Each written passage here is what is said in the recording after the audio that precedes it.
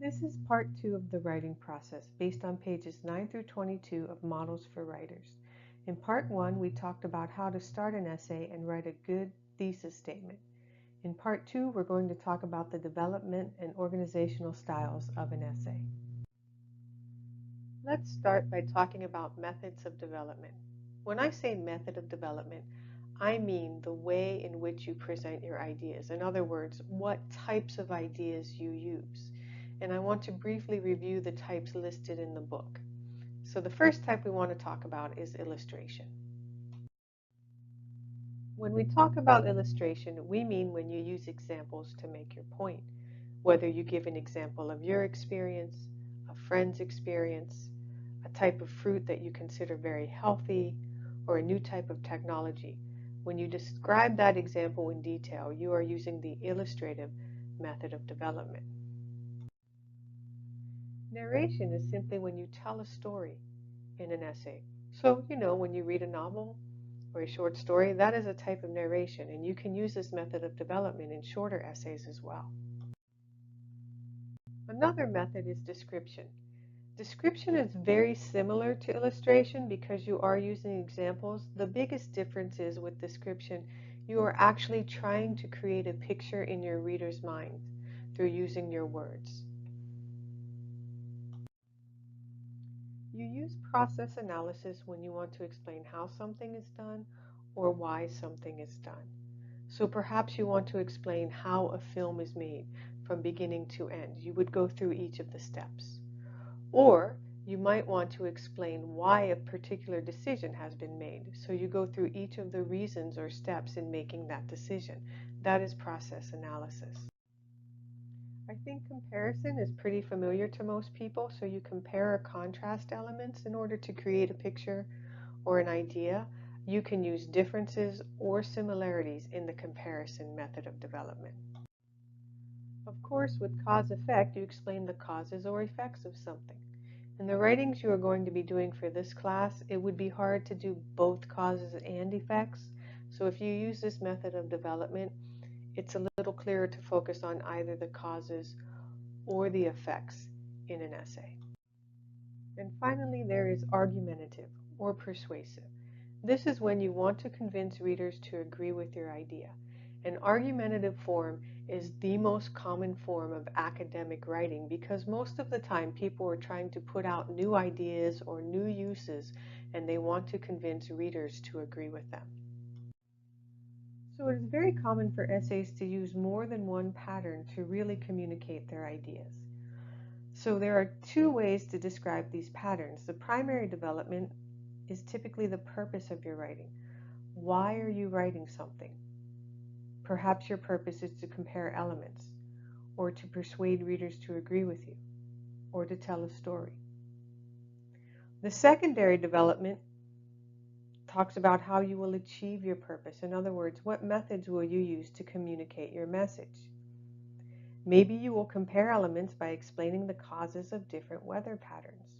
Or you might try to persuade readers to agree with you by analyzing the process of making economic decisions. Or you may tell your story by describing the events of a childhood party. Keep in mind, you can have more than one secondary development in an essay. Let's look at a couple of examples. Think back to part 1 of this series.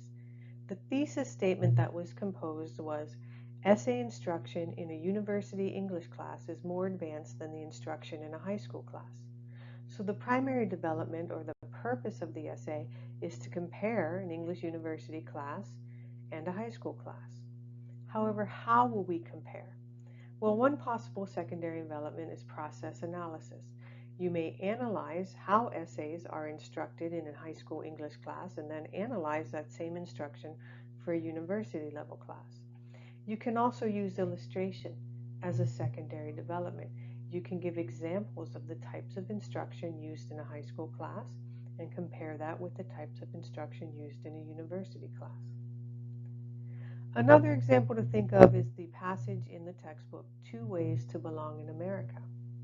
The primary development, the purpose of that passage is also comparison. It's comparing the lifestyles of two sisters, both from India, how they are similar, how they are different. One secondary development that begins the entire passage is narration. The writer does this comparison by telling the story of the two sisters after they immigrate to America, how they feel, what they think, what their plans are. Another secondary development could be cause-effect. In other words, what caused them to make the decisions they made? Why did one sister decide to become a citizen of the States and the other sister feel reluctant to do so?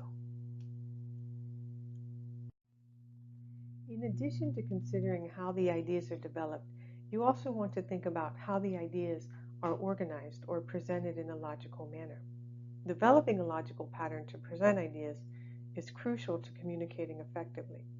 So let's review a few ways that were mentioned in the book.